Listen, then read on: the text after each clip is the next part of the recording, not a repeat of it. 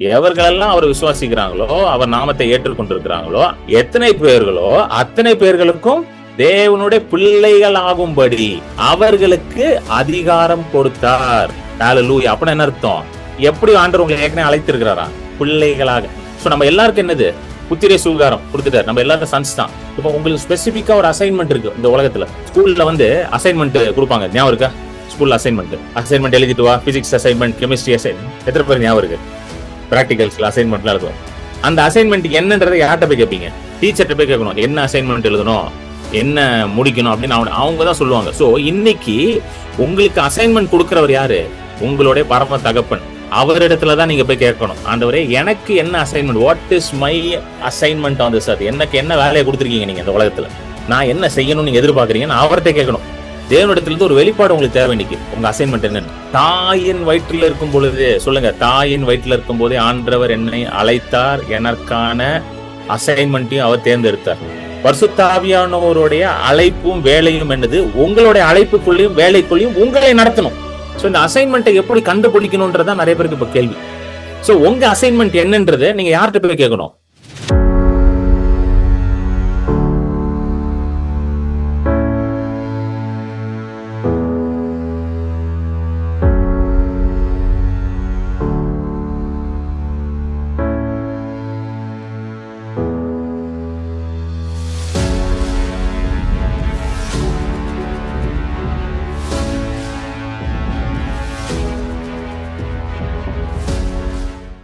தேவனுடைய வார்த்தைக்கு கடந்து போவோம். டிவைன் ஹீலிங் பை ஃபெய்த், தெய்வீக சுகம் விசுவாசத்தின் மூலமாக நடக்குது. ஆமென்.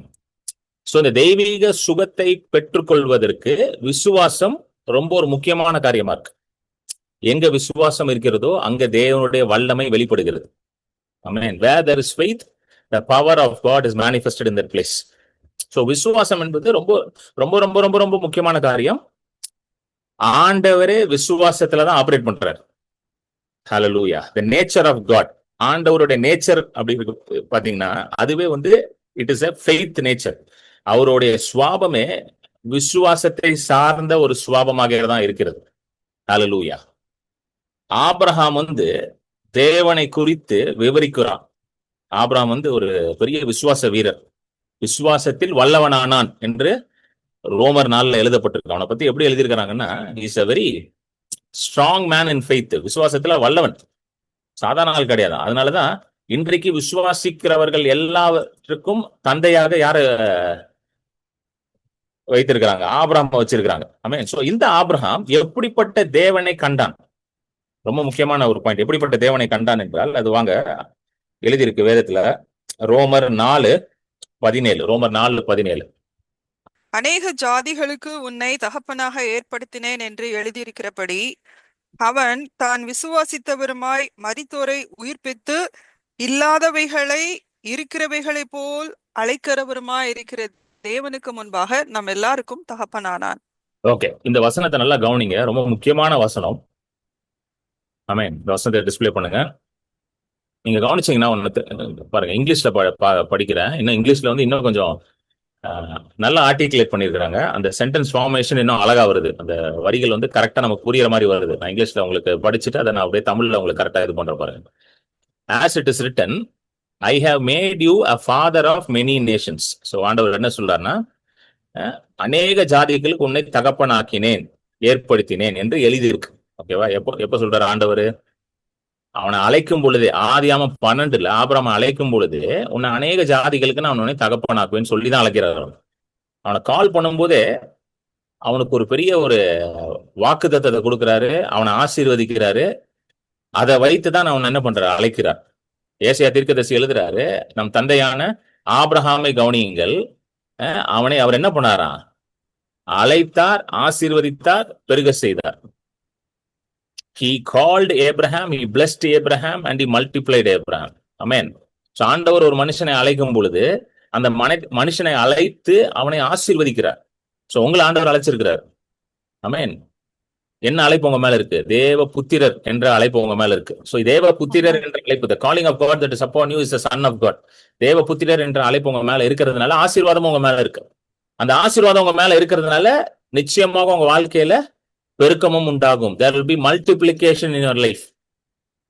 ஆமென். சோ ஆண்டவர் வந்து ஒரு மனுஷனை அழைக்கிறாருன்னா, நிறைய பேர் நினைக்கிறாங்க ஆண்டவர் அழைச்சிருக்கிறார் பிரதர், அதான் ரொம்ப எப்ப பார்த்தாலும் கஷ்டத்திலே வாழ்றேன்.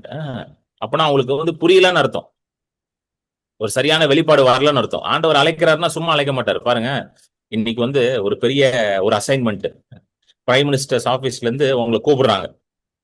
இந்தியன் பிரைம் மினிஸ்டர்ஸ் ஆபீஸ்ல இருந்து டெல்லியில இருந்து உங்களுக்கு ஒரு அசைன்மெண்ட் வருது, ஒரு அழைப்பு வருது, ஒரு கால் வருது.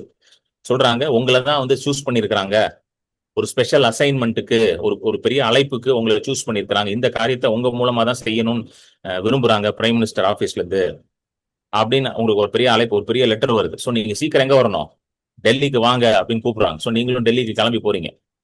நல்லா கவனிங்க, உங்களை டெல்லிக்கு அவங்க கூப்பிடுறாங்கன்னா அந்த டெல்லி ஃபிளைட் டிக்கெட்ல இருந்து, அதாவது வீட்டுல இருந்து கிளம்புற கார்ல இருந்து டெல்லிக்கு போற ஃபிளைட்ல இருந்து டெல்லியில ஏர்போர்ட்ல இறங்குவீங்க பாத்தீங்களா, இந்திரா காந்தி இன்டர்நேஷனல் ஏர்போர்ட்ல, அங்க இறங்கின பிறகு அந்த ஏர்போர்ட்ல இருந்து உங்களை பிக்கப் பண்ணி போற வழியில டீ காஃபி கீஃபி கேட்டீங்கன்னா டீ காஃபி வாங்கி கொடுப்பாங்க, பசிக்குதுன்னு சொன்னா சாப்பாடும் வாங்கி கொடுப்பாங்க.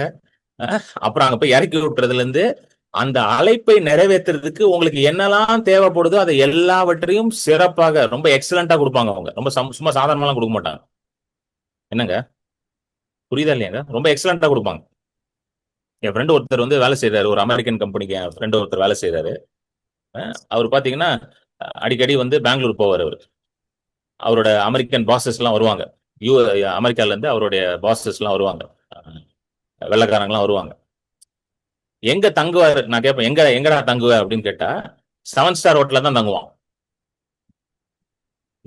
ஏன்னா அவனை அழைச்சது யாரு, அவன் கம்பெனி அவனை அழைத்து அவன் எங்க தங்க வைக்குது, 7 ஸ்டார் ஹோட்டல்ல தான் தங்க வைக்குது. சும்மா போய் சாப்பிடுறதே எங்க போய் சாப்பிடுவான், அவங்க பாஸ் அவங்க எல்லாம் சேர்ந்து போய் எங்க சாப்பிடுவாங்க, 7 ஸ்டார் ஹோட்டல்ல தான் போய் சாப்பிடுவாங்க. 7 ஸ்டார் ஹோட்டல் போனீங்கன்னா ஒரு டிஷ்ஷே 3000 4000 போட்டிருப்பான். ஒரு டிஷ், அதாவது ஒரு ஒரு ஒரு பட்டர் சிக்கன் மசாலான்னு ஒன்று வாங்கினீங்கன்னா அது ஒரு 3000 போட்டிருப்பான். சரிங்களா? அந்த 3000 வச்சு 10-15 கோழி வாங்கி சாப்பிடலாம் நம்ம. ஆனா அந்த 3000 4000 ஒரு பட்டர் சிக்கன் கேட்பான் அவன். ஆனா அங்கதான் சாப்பிடுவாங்க. அவங்க கம்பெனி அதை ரொம்ப ஸ்ட்ரிக்டா சொல்லிடுச்சு, நீங்க இங்கதான் சாப்பிடணும், இங்கதான் தங்கணும், நாங்க சொல்ற கார்ல தான் போகணும். ஏன்னா அந்த அழைப்புக்கு, இந்த அழைப்பை நிறைவேற்றுவதற்கான ஆசீர்வாதத்தையும் ஆண்டவர் உங்க மேல வைத்திருக்கிறார். நல்லா புரிஞ்சுக்கோங்க. when you are called, the blessing also follows with the calling. எத்தனை பேருக்கு புரியுது உங்களுக்கு? நிறைய பேர் நினைக்கிறாங்க ரட்சிக்கப்பட்ட பிறகு ரொம்ப கஷ்டம் பிரதர், எல்லாம் ரொம்ப திண்டாட்டம் தான் பிரதர், இந்த விசுவாச வாழ்க்கைன்னா ரொம்ப திண்டாட்டம் தான் பிரதர், நாளைக்கு எங்க இருந்து சோறு வரும் தெரியாது பிரதர், நாளைக்கு எங்க பாக்கெட்ல எப்ப காசு வரும் தெரியாது பிரதர். அப்படியே அப்படியே வானம் பார்த்த பூமின்னு வாங்க தெரியுமா, வானம் பார்த்த பூமின்னு என்னது, எப்ப மழை வரும் தெரியாது பிரதர், மழை வந்தா ரைட்டு பிரதர், வரலனா ஓகே பிரதர், அப்படியே ஓடணும் பிரதர். கிடையாது. விசுவாச வாழ்க்கைன்றது எப்படிப்பட்ட வாழ்க்கை தெரியுமா? விசுவாச வாழ்க்கைன்றது ஆண்டவர் கையிலிருந்து தினந்தோறும் புதிய ஆசீர்வாதத்தையும் புதிய கிருபையும் பெற்றுக்கொண்டே இருக்கணும். Unlimited grace, unlimited mercy, unlimited blessing everyday from God. இதுதான் விசுவாச வாழ்க்கை. உலகத்துல இருக்கவனுக்கே அவன் அழைப்பை நிறைவேற்றுறதுக்கு அந்த கம்பெனில இருந்து அவ்வளவு சலுகைகள் கொடுக்குறானுங்க, அவ்வளவு பெனிஃபிட்ஸ் கொடுக்குறானுங்க.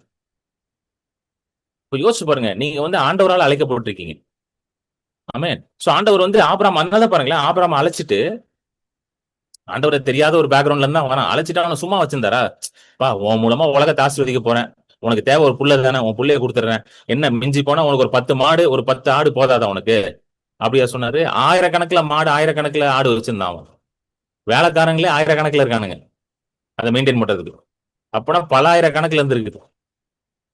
ஹalleluya. ஏன்னா அழைத்தவர் யாருங்க? அழைத்தவர் அவர். ஹalleluya. The calling was from God himself. நம்ம இந்த வசனத்தை படிச்சிரோம். ஏசாயா 51:1-2. 51:1-2.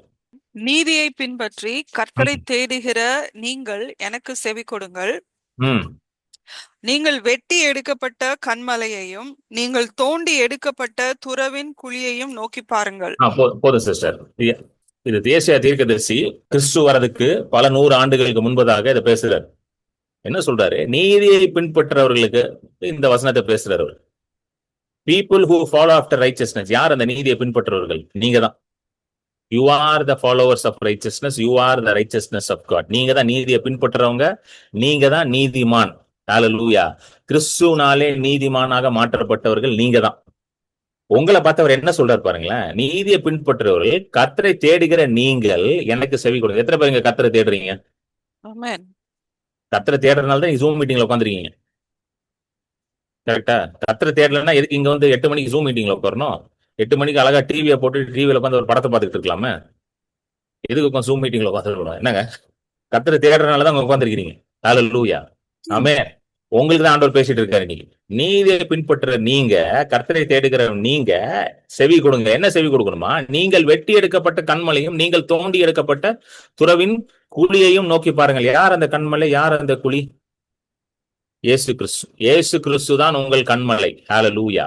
இயேசு கிறிஸ்துவின் இடத்துல இருந்து தான் இன்றைக்கு நீங்க தோன்றி இருக்கிறீங்க. You have been hewn from the rock. Look to the rock from which you are hewn and to the hole of the pit from which you are dug. இன்னைக்கு மறுபடியும் பிறந்தவர்கள், இயேசுவை ஏற்றுக்கொண்டவர்கள் எல்லாரும் யார் இடத்துல இருந்து தோன்றினவர்கள்? அந்த கண்மலையிலிருந்து தோன்றினவங்க. Your source is from God. நீங்க அங்கிருந்து தோன்றிருக்கீங்க. கண்மலையாக இயேசுவின் இடத்துல இருந்து தோன்றிருக்கீங்க. அவர் மேலதான் நீங்க நின்னுட்டு இருக்கீங்க. He is your foundation. ஹல்லேலூயா. ஆமென். ஜீவ ஊற்று அது உங்களுக்குள்ள ஆண்டவர் வைத்திருக்கிறார். ஹல்லேலூயா. என்னை விசுவாசிக்கிறான் அவனுக்குள்ள இருந்து ஜீவன் நதிகள் புறப்படும் என்று இயேசு சொன்னாரு. சோ அந்த ஜீவ ஊற்று அது உங்களுக்குள்ள இருக்குது. கண்மலை, அந்த கண்மலை மேலதான் நின்னுட்டு இருக்கீங்க. அதை நோக்கி பாருங்கள். ஹல்லேலூயா. ஆண்டவர் அதான் சொல்றாரு பாருங்க. என்ன பாருன்றார். எதை பார்க்காத, சுத்தி சுத்தி பார்த்துட்டு இருக்காத. யாரை பார்க்கணுன்றாரு? என்ன பாருன்றார். ஆமென். மத்த மனுஷங்களை பார்க்காதீங்க. கிறிஸ்தவங்களுக்கு ஒரு பெரிய பிரச்சனை இருக்குங்க. நான் கண்டுபிடிச்சேன். என்ன பிரச்சனைனா மத்த கிறிஸ்தவங்களை பாக்குறது. கவனிச்சிருக்கீங்களா?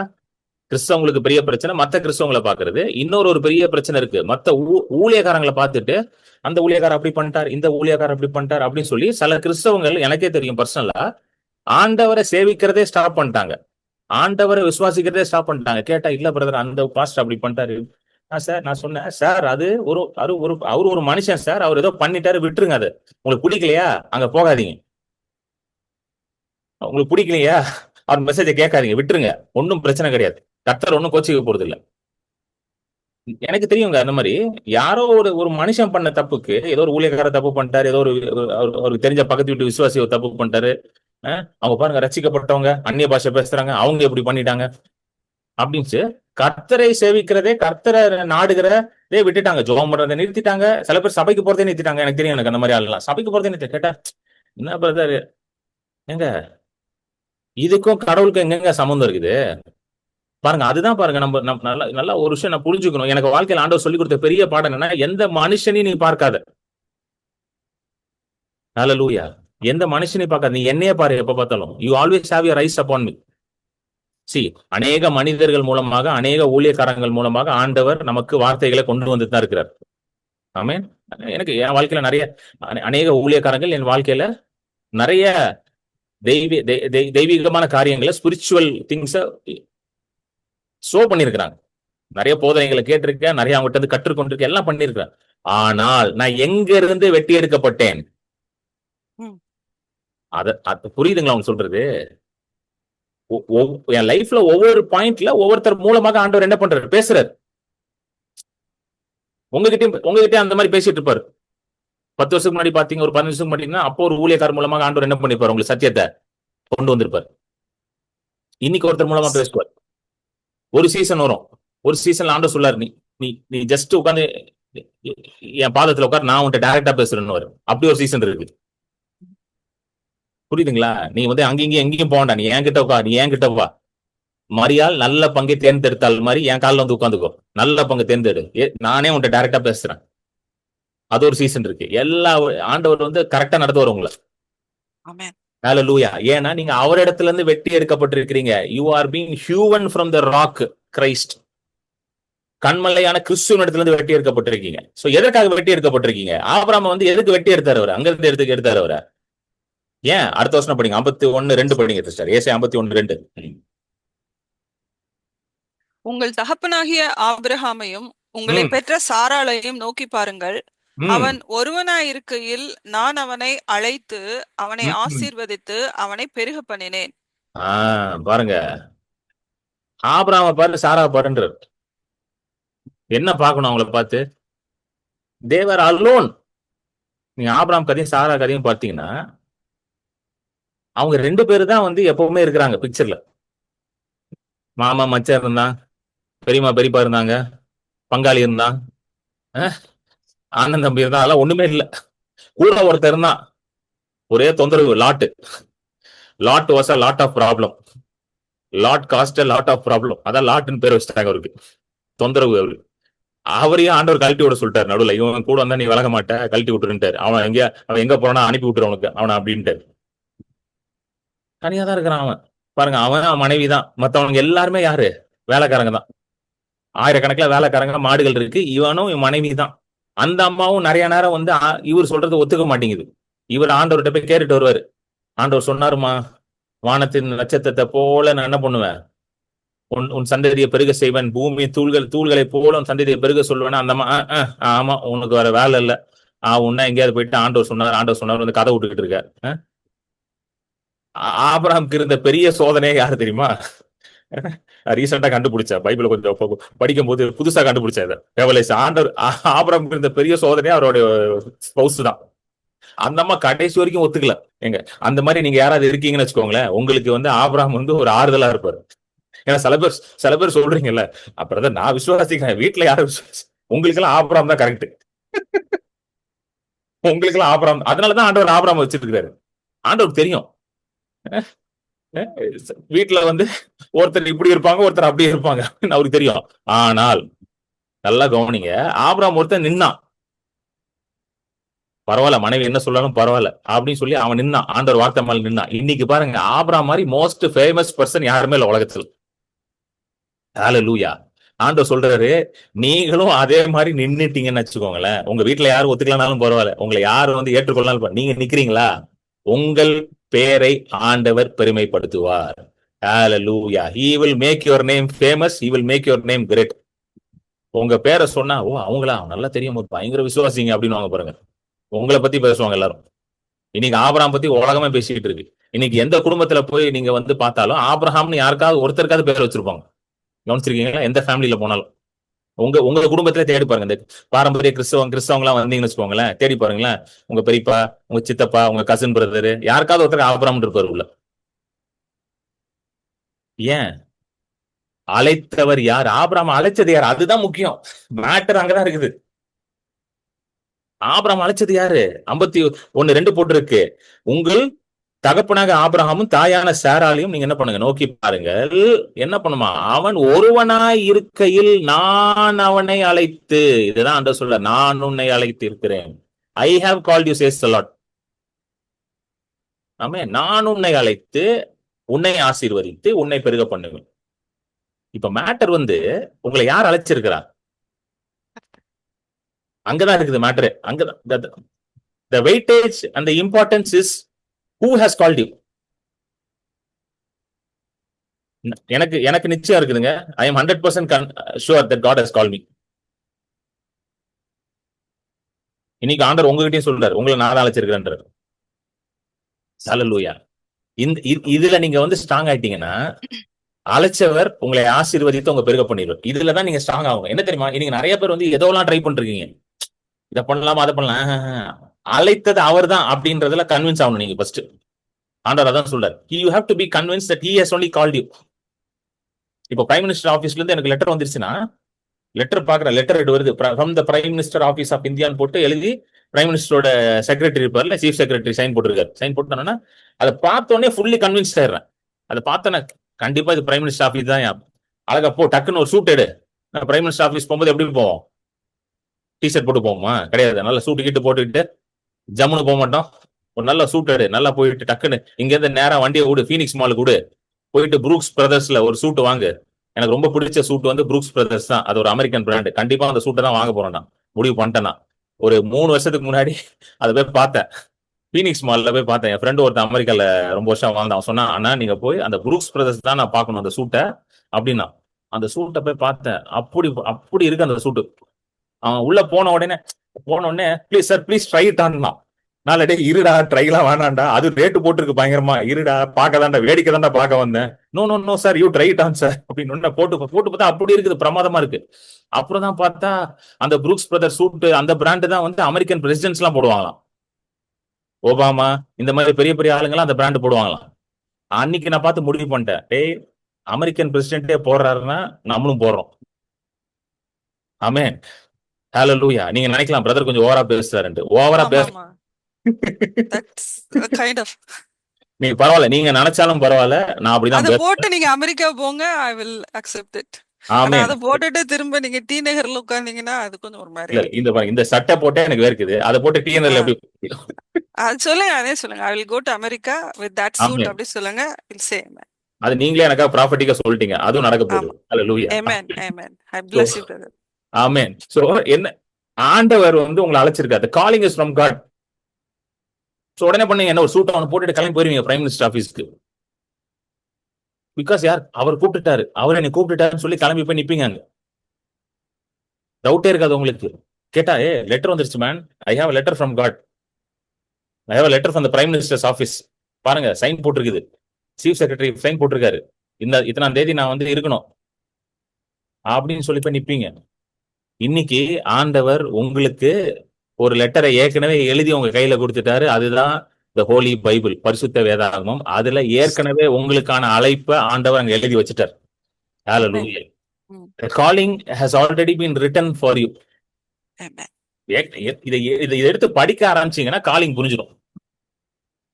சரி, நம்ம எல்லாருக்கும் வந்து ஒரு காமன் காலிங் இருக்கு. நம்ம எல்லாருக்கும் ஒரு காமன் காலிங், அதாவது வந்து ஜெனரல் காலிங், ஜெனரல் காலிங் இருக்கு. இப்போ நம்ம இந்தியாவில் இருக்கிற எல்லாருக்கும் ஒரே ஸ்டேட்டஸ் தான். என்ன ஸ்டேட்டஸ்? Citizen of India. இந்த இந்திய நாட்டின் பிரஜை. இது எல்லாருக்கும் ஒரே ஸ்டேட்டஸ், காமன் ஸ்டேட்டஸ். கரெக்டா இல்லையாங்க? Common status, common status. இது மாறாது. நானும் ஒரு பிரஜை தான், நீங்களும் ஒரு பிரஜை தான். சோ அது வந்து மாறவே மாறாது. ஆனா அந்த இந்திய நாட்டுக்குள்ளேயே நமக்கு ஸ்பெசிபிக்கா சில அசைன்மெண்ட்ஸ் கொடுத்திருக்காரு ஆண்டவர். எத்தனை பேருக்கு புரியுது? ஸ்பெசிபிக் சில அசைன்மெண்ட்ஸ் இருக்குல்ல. இப்போ நான் இந்தியன் சிட்டிசன் தான், பட் மை அசைன்மெண்ட் என்னது? என்னோட அசைன்மெண்ட் மினிஸ்டர் ஆஃப் காட், அதான் அசைன்மெண்ட். இப்போ சிஸ்டர் விஜய் எடுத்துக்கிட்டீங்கன்னா அவங்க அசைன்மெண்ட் ஒரு டீச்சர் அவங்க. ஆமே. ஸோ அந்த மாதிரி ஒவ்வொருத்தருக்கு, அவங்க ஹஸ்பண்ட் ஒரு பிசினஸ் மேன். ஸோ இந்த மாதிரி ஒவ்வொருத்தருக்கும் ஒரு அசைன்மெண்ட் இருக்கு.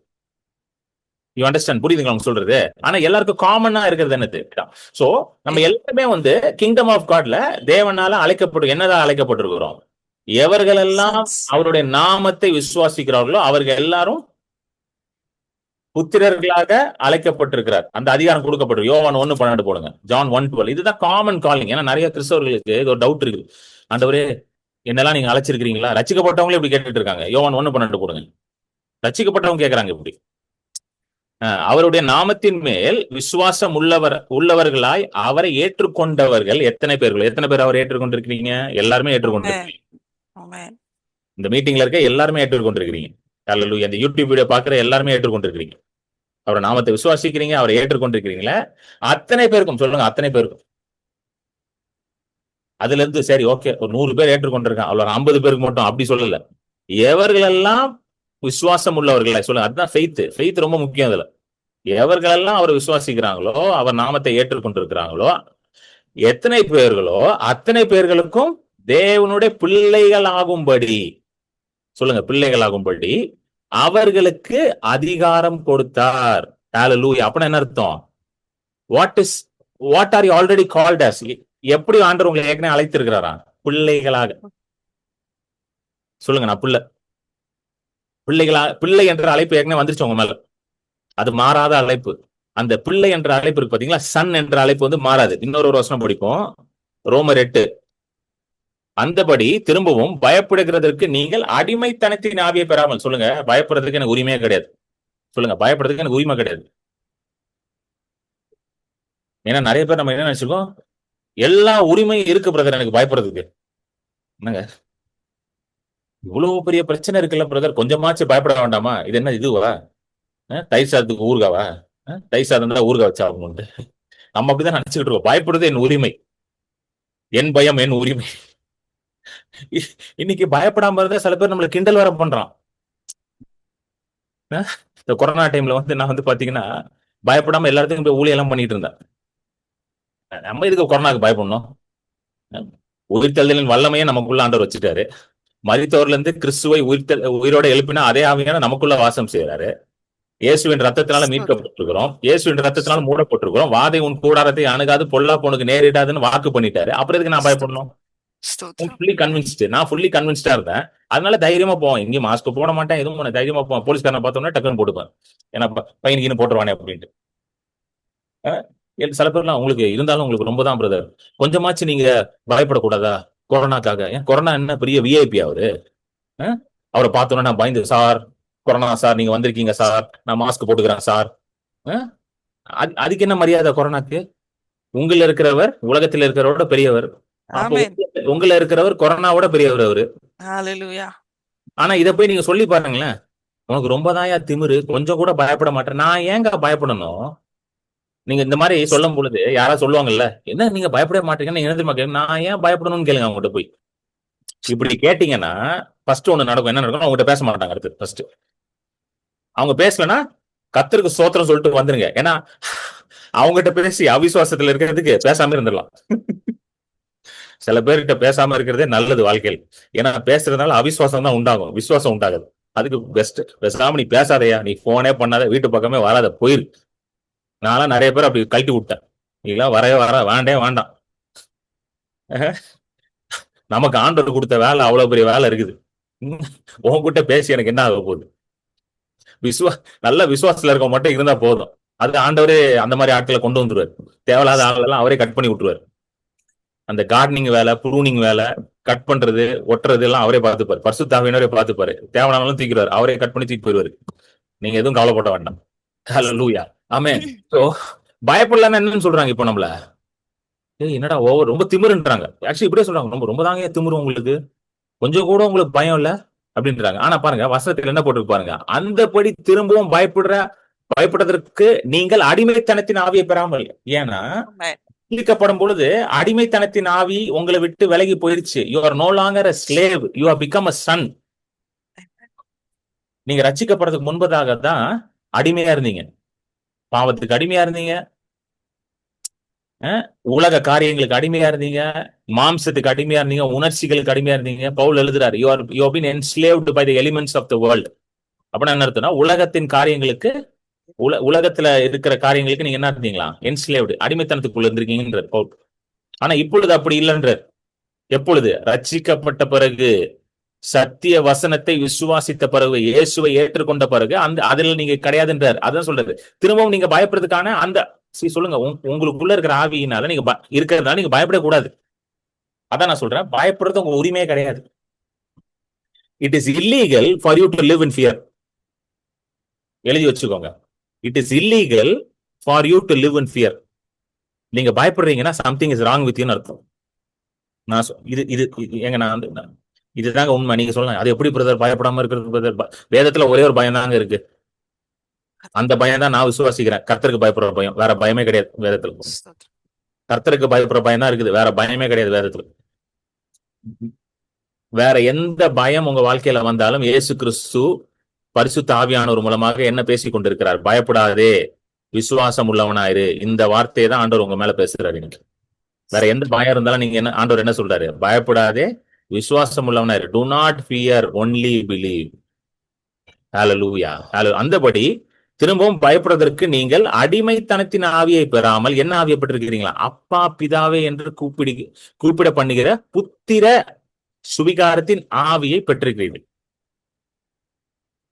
சோ உங்களுக்குள்ள இருக்கிற பரிசுத்த ஆவியானவர் உங்களை என்ன பண்றாரா? அவரை அப்பான்னு கூப்பிடுறதுக்கு உங்களை எனேபிள் பண்றார், உங்களை எம்பவர் பண்றார். புரியுதுங்களா உங்களுக்கு சொல்றது? ஒரு அடிமை எஜமானனை அப்பான் அழைக்க முடியாது. ஹல்லேலூயா. ஒரு அடிமை என்ன பண்ண முடியாது? எஜமானன் எப்படி கூட முடியாது? அப்பான் கூட முடியாது.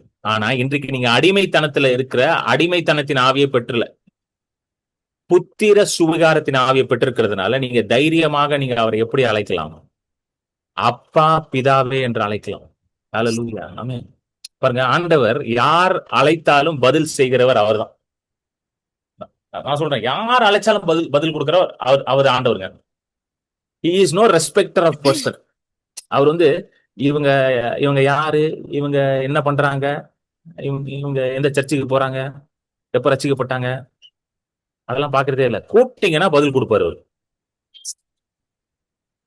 சில நேரம் வந்து ஆண்டவரை அறியாதவர்கள், நல்லா கவனிங்க, ரொம்ப முக்கியமான பாயிண்ட் தான். வேதத்துல வந்து இந்த மாதிரி சம்பவங்கள் நிறைய இடங்கள்ல இருக்குது. ஆண்டவரை அறியாதவங்களே ஆண்டவரை கூப்பிட்டு அற்புதத்துக்கு பெறாங்க. நூற்றுக்கு அதிபதி கிளாசிக் எக்ஸாம்பிள். நூற்றுக்கு அதிபதி ரோமர், அவர் வந்து Roman citizen. Is not a zoo, அவன் யூதனே கிடையாது. அவனுக்கு ஆண்டவர்னா யாருன்னே தெரியாது, யோகோவா தேவன்னா யாருன்னே தெரியாது அவனுக்கு. உடன்படிக்கையின் அடையாளமான விருத்த சேதனம் கிடையாது அவனுக்கு, உடன்படிக்கைக்குள்ளேயே கிடையாது அவன். ஆனா அவன் வரான், இது மத்திய 8 வருது. அவன் வரான், ஏசுவின் இடத்துல வந்து சொல்றான், என் வேலைக்காரன் மிகுந்த இதுல இருக்கிறான், மரண அவஸ்தையில இருக்கிறான். அவனுக்கு என்ன பண்ணும், நீங்க சுகத்தை கொடுக்கணும்னு கேட்கிறாரு. அப்போ வந்து இயேசு என் வீட்டுக்கு வரேன் அப்படின்றாரு. உடனே இவன் சொல்றான், ரோமருக்கு நூற்றுக்கு அதிபதி சொல்றான், ஆனா நீங்க வீட்டுக்கெல்லாம் வர வேண்டாம், ஒரு வார்த்தையை சொல்லணும்.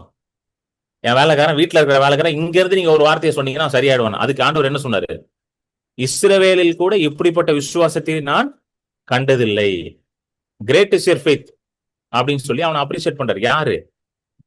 இயேசுவை அறியாத ஒரு மனுஷனுடைய விசுவாசத்தை பார்த்து இயேசு என்ன சொன்னாரு, மிகவும் பெரிய விசுவாசம்னார். எத்தனை பேருக்கு புரியுது?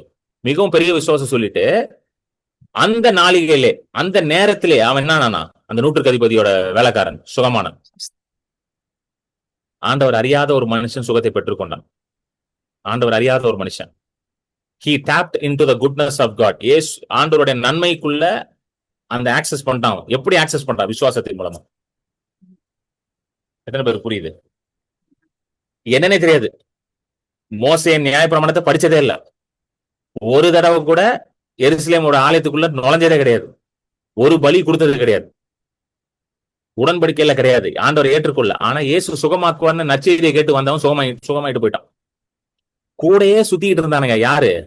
பரிசேயர் சதுசேயர். ஒரு பயலும் சுகமாகல. பரிசேயருக்கு நியாயப்பிரமாணம் அத்துப்படி.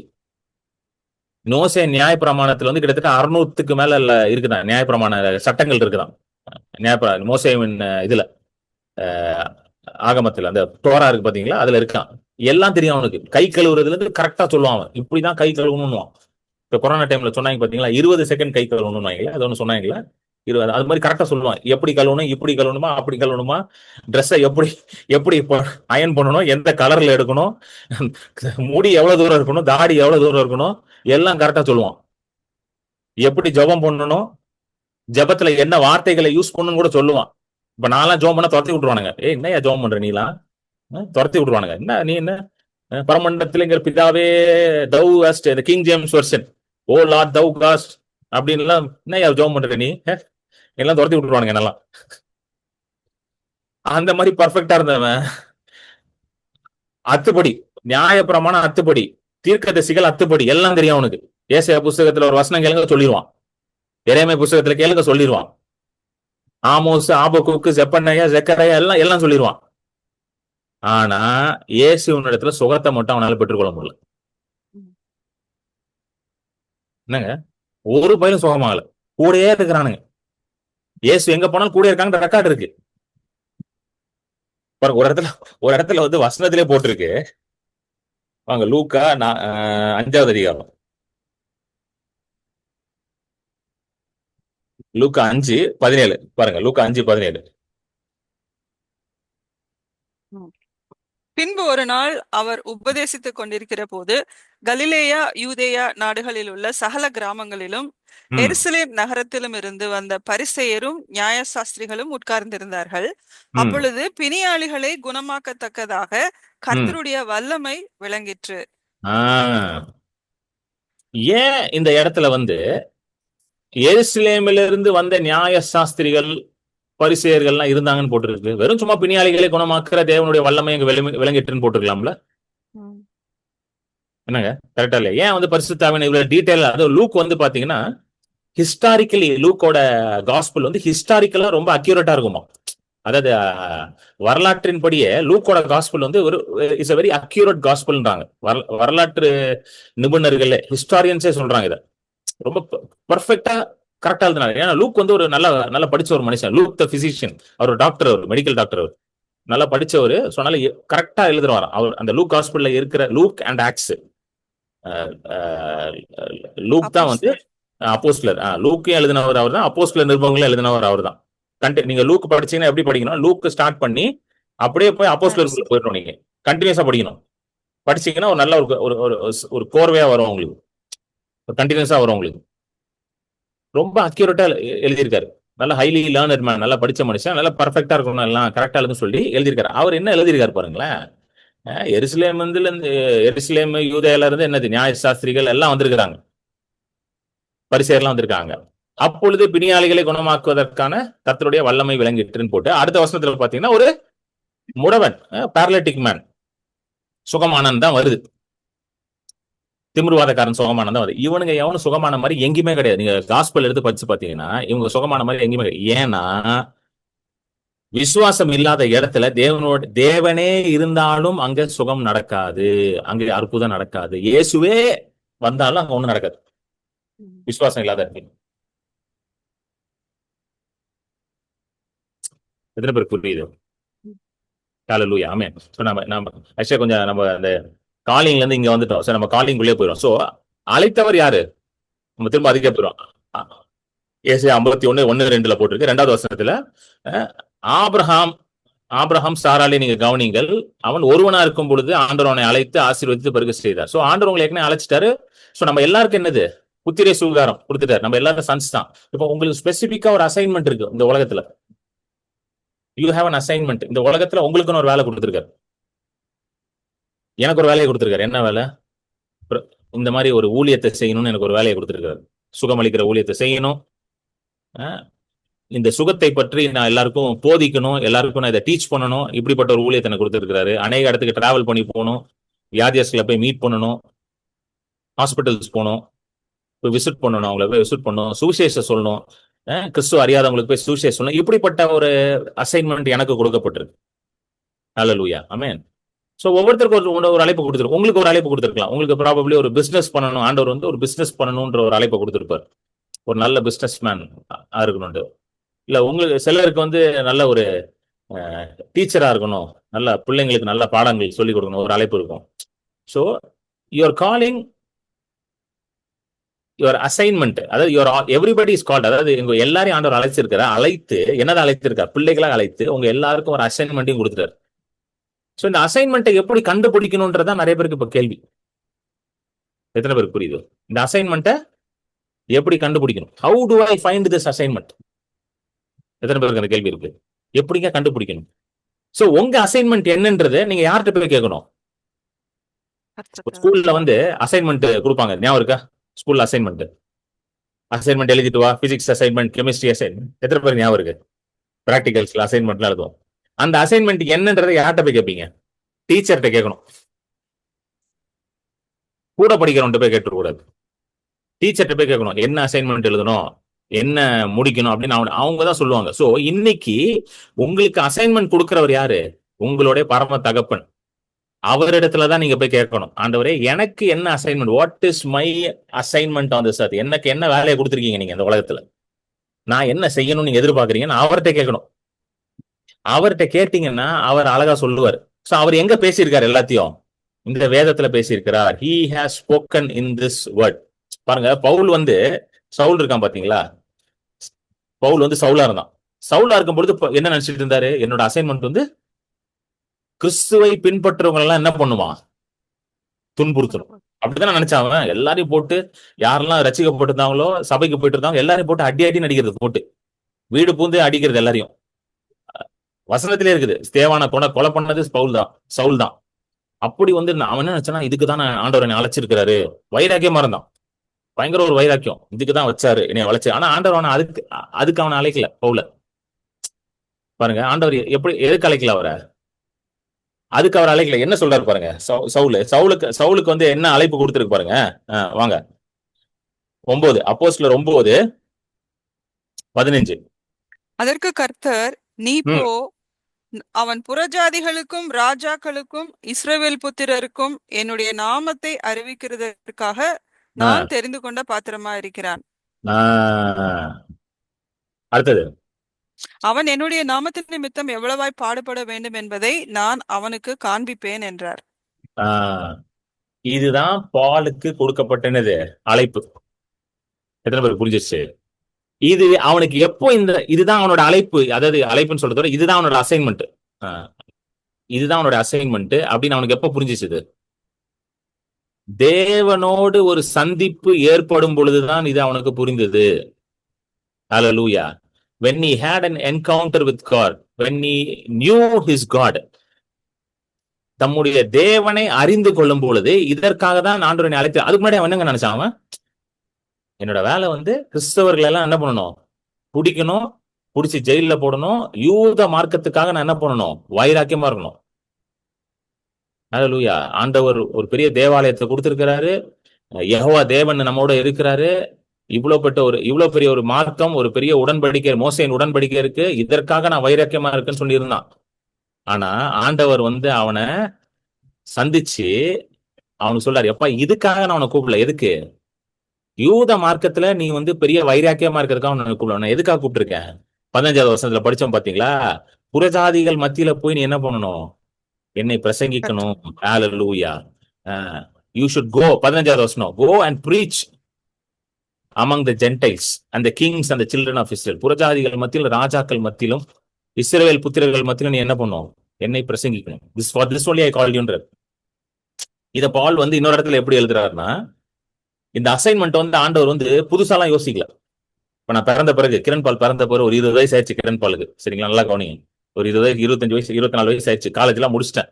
காலேஜ் முடிச்சுட்டு நான் வந்து ஜோம் பண்றேன் ஆண்டவர்கிட்ட. ஆண்டவரே உங்களுக்கு ஒரு வேலையை கொடுங்க ஆண்டவரே அப்படின்னு ஜோம் பண்றேன். உடனே ஆண்டவர் உட்காந்துரு, சரி இவனுக்கு என்ன வேலையை கொடுக்கலாம், இவனை வேற படிச்சு தொலைஞ்சிட்டேன், இவனுக்கு வேற ஒரு வேலையை கொடுக்கணும், என்னடா பண்றது, ஏற்கனவே வேலை வேற இல்லடா, எல்லாரையும் கம்பெனி விட்டு தூக்கிட்டு இருக்காங்க, நீ வேற ஏன்டா இப்படி ஜோம் பண்ற?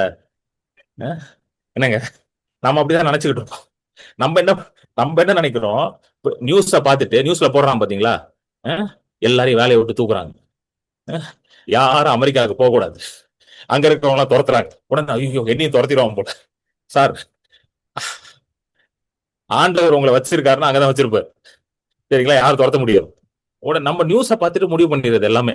அப்ப நமக்கெல்லாம் வேலை கிடைக்காது பிரதர், நமக்கெல்லாம் ரொம்ப கஷ்டம் பிரதர், ஜாப் மார்க்கெட் வந்து ரொம்ப கஷ்டமா இருக்கு பிரதர், நமக்கெல்லாம் கிடைக்காது பிரதர், கர்த்தருக்கே தெரியல பிரதர், நானும் ஜோம் பண்ணிட்டே இருக்கேன், அவரே மண்டே சொரிஞ்சிட்டு இருக்காரு, என்னடா பண்றது, கூகுள்ல இருந்து 3000 பேர் தூக்கிட்டான், ஆப்பிள்ல 10,000 பேர் தூக்கிட்டான், டிசிஎஸ்ல ஒரு 50,000 பேர் தூக்கிட்டான், எவனுமே வேலை கொடுக்க மாட்டான்டா. அந்த ஹெச்ஆர்ட்ட பேசி பார்த்தேன், அவரு வந்து நோ வேகன்சின்னு சொல்லிட்டாரு என்கிட்ட. கடவுள் இப்படியா பேசிட்டு போறவங்ககிட்ட? என்னங்க, நிறைய பேர் அப்படிதான் நினைக்கிறாங்க. கடவுள் இப்பதான் யோசிப்பார் போல, நம்ம ஜோம் பண்ண போறதா யோசிச்சு, சரி உனக்கு என்ன செட் ஆகும்னு பார்த்து பண்றேன்டா. கிடையாது. பாருங்க பவுல் எழுதுறாரு, பாருங்க பவுல் எப்படி எழுதுறாரு பாருங்களேன். கலாத்தியர் 1:15 படிங்க. கலாத்தியர் 1:15. ஓகே, 11ல இருந்து படிங்க. இது ரொம்ப முக்கியம். ஏன்னா அவரோட அசைன்மெண்ட், பவுலோட அசைன்மெண்ட் வந்து அப்போஸ்தலர். பவுல் இடத்துல எழுதுறாருல, நான் அப்போஸ்தலராக அழைக்கப்பட்டிருக்கிறேன். அவர் கொடுத்த வேலை என்னது? அப்போஸ்தலர் என்ற வேலை. சோ அதை வந்து அவரு எப்படி சொல்றாரு பாருங்களேன். 11ல இருந்து படிங்க, பொறுமையா படிங்க சிஸ்டர்.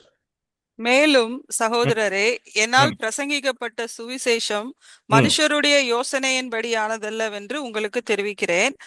நான் அதை ஒரு மனுஷனால் பெற்றதுமில்லை, மனுஷனால் கற்றதுமில்லை, இயேசு கிறிஸ்துவே அதை எனக்கு வெளிப்படுத்தினார். நல்லா கவனிங்க. நான் அதை ஒரு மனுஷனால் பெற்றதில்லை, ஒரு மனுஷனால் கற்றதும். புரியுதுங்களா? உங்களோட அசைன்மெண்ட் வந்து எங்க இருந்து வருதான்? இயேசு கிறிஸ்துவே அதை எனக்கு வெளிப்படுத்தினார். எத்தனை பேருக்கு புரியுது பிரதர்?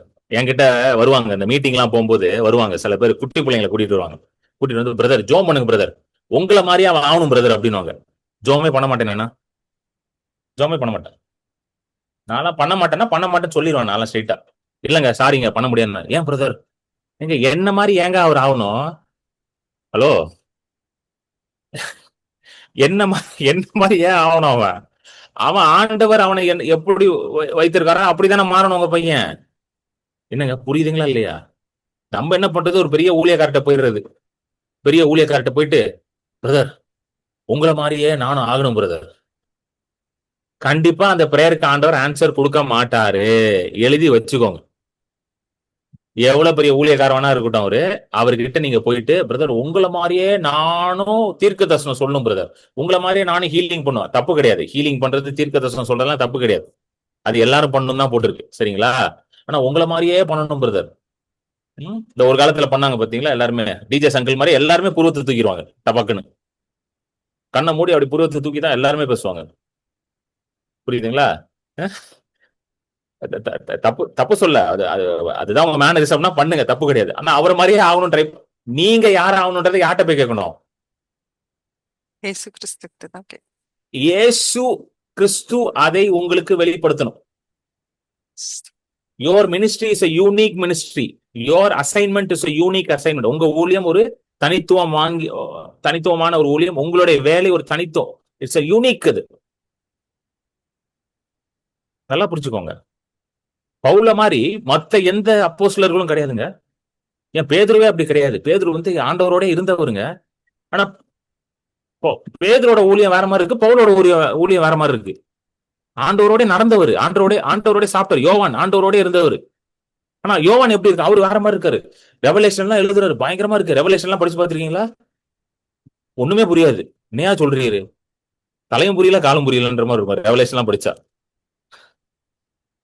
ஆனா அது எல்லாமே ஆண்டவர் அவருக்கு தரிசனமா காமிச்சாரு. அவரு பட்மோஸ்ல யோவானை வந்து வச்சிருக்காங்க, தனியா போட்டு அடைச்சு வச்சிருக்காங்க பட்மோஸ் தீவுல. ஏன்னா யோவானை கொல்ல முடியல, மனுஷனை என்னமோலாம் ட்ரை கொல்ல முடியல. ஏன்னா ஜீவனை கொடுத்தவர் கர்த்தர் தானே. எந்த மனுஷனுக்கு ஜீவன் எடுக்கிறதுக்கு அதிகாரம் இருக்கு? இயேசுவே சொல்றாருல, இவன் நான் வரும் வரைக்கும் சாகாம இருந்தாலும் உனக்கு என்னன்னு கேட்கிறாருல, யோவானை பார்த்து சொல்றாரு இயேசுவே. கொல்ல முடியல, புது போய் பட்மோஸ்ல போட்டாங்க. அங்க பெரிய வெளிப்பாடு யோவானுக்கு. அப்படியே எல்லாத்தையும் பாக்குறாரு, நடக்க போறதுல இருந்து எல்லாத்தையும் பாக்குறாரு அவரு.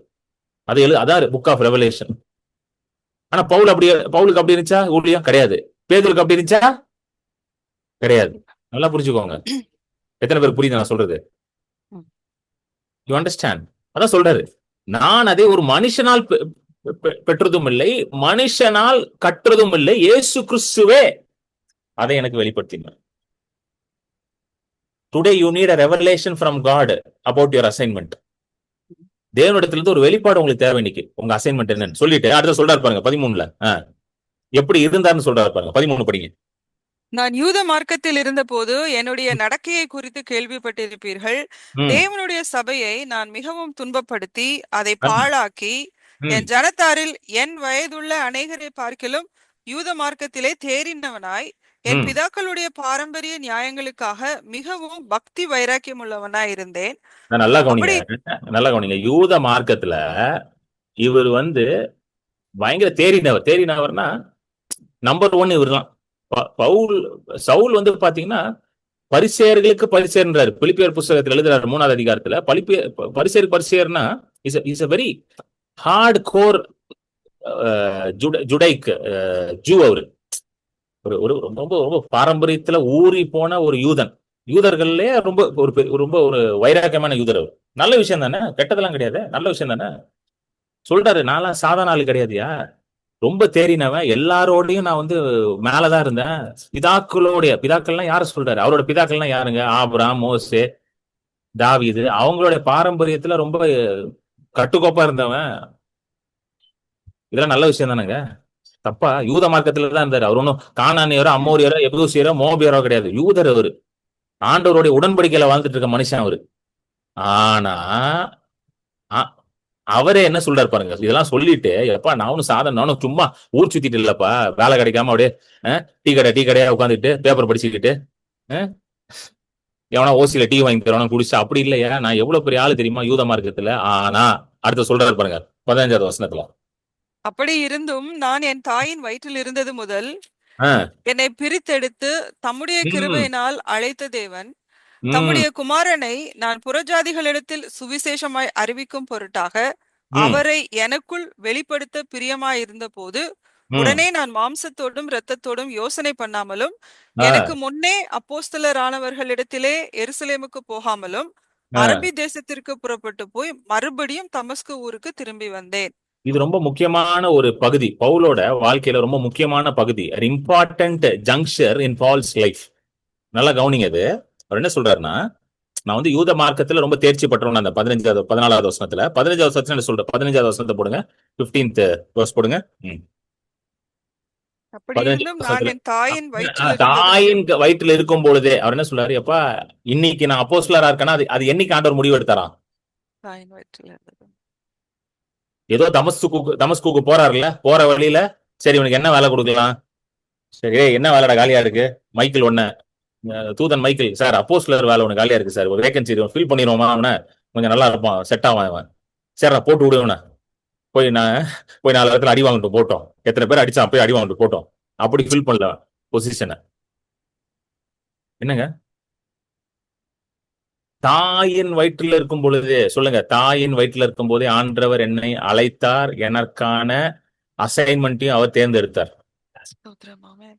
இன்னைக்கு நீங்க ஒரு விஷயம் செய்றீங்கல்ல ஆண்டவர் சொல்லி, அது எப்போ ஆண்டவர் முடிவு பண்ணாரா?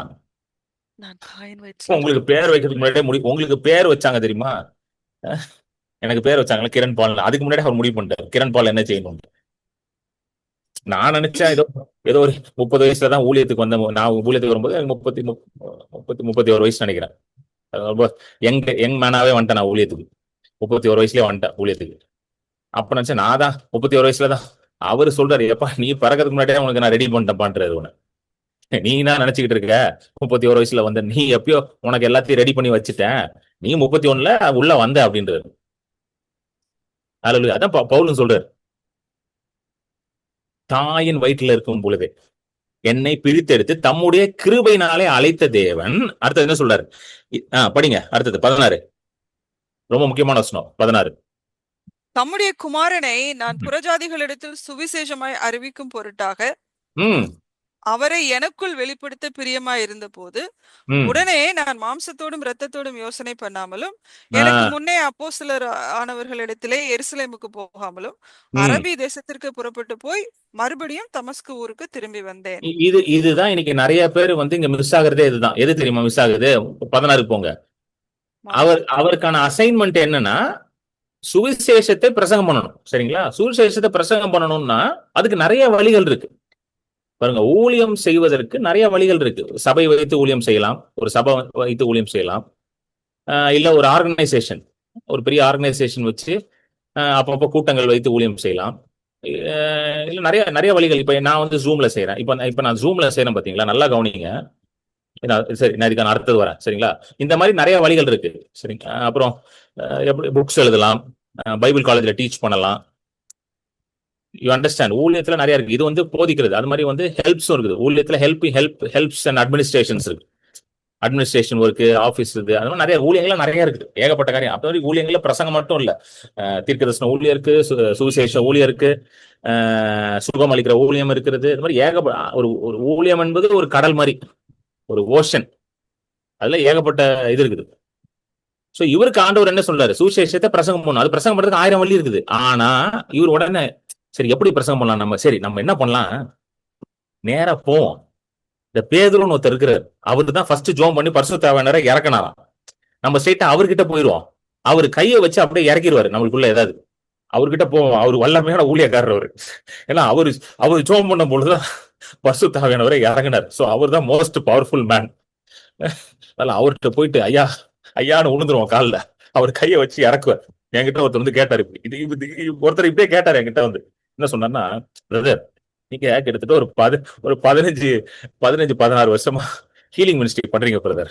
சோ நிறைய அனுபவங்கள் இருக்கு, நிறைய வெளிப்பாடு இருக்கு, உங்களுக்கு ஆண்டவர் அபிஷேகம் கொடுத்திருக்காரு ஹீலிங் பண்றதுக்கு. நீங்க என்ன பண்ணுங்க பிரதர், கையை வச்சு அப்படியே ஒரே ஜபத்துல இறக்கிருங்க பிரதர் எனக்குள்ள அப்படின்னு. ஒரே ஒரே ஒரே மாத்திரை எல்லா வழியும் போகணுன்ற மாதிரி ஒரே ஜபத்துல எல்லாத்தையும் முடிச்சிருக்கேன். இப்படி கேட்டாங்க ஒருத்தர்.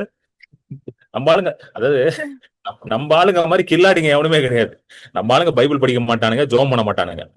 நீங்களே ஒரே ஜபத்துல எல்லாத்தையும் முடிச்சிடணும் பிரதர். நான் பைபிள் எல்லாம் படிக்க முடியாது, நான் ரொம்ப பிஸி பிரதர். நான் ஜோம் எல்லாம் பண்ண ரொம்ப பிஸி, நான் மெசேஜ் எல்லாம் கேட்க முடியாது, ரொம்ப ஓவர் பிஸி பிரதர். நான் இயேசுவோட பிஸி பிரதர், நான் பிஸி. நீங்களே எல்லாத்தையும் பண்ணிருங்க பிரதர். நீங்க அப்படியே கையை வச்சு இறக்கிறீங்க, டவுன்லோட் ஆகும். அப்படியே இந்த வார்த்தை வரை யூஸ் பண்ணாரு, டவுன்லோட் ஆகுது பிரதர். இந்த சாஃப்ட்வேர் டவுன்லோட் ஆகும், அப்படியே டவுன்லோட் பண்ணி எப்பா ஆண்டவரே உங்களை பார்த்து பயப்பட இருப்பா, அந்த அளவுக்கு கேள்வி கேட்கறீங்க நீங்க. இப்படி சொன்னது பாருங்க. பவுல் பாருங்களேன், நீ பிரசங்கம் பண்ணும் புறஜாதிக்கு நடத்திலையும் ராஜாக்கு நடத்திலையும், அப்போஸ்தலர் 9 படிச்சோம் பாத்தீங்களா, ராஜாக்கு நடத்திலையும் போய் நீ என்ன பண்ணணும், சுவிசேஷம் அறிவிக்கணும்னா அவர் உடனே சரி எப்படி அறிவிக்கலாம், ஓகே நம்ம என்ன பண்ணலாம், நம்மளும் டப்புன்னு இந்த கிரண் பால்னு ஒருத்தர் இருக்கிறாரு சென்னையில, ஜூம் மீட்டிங் போட்டுட்டு நல்லா பிரசங்கம் பண்ற, நம்மளும் ஜூம் மீட்டிங் ஆரம்பிச்சிருவோம் டபால்னு. இல்லைன்னா நான் என்ன பண்ணுவோம், டக்குன்னு போயிட்டு நம்மளும் ஒரு டக்குன்னு ஒரு ரூம் ஒன்று வாடகை எடுப்போம்.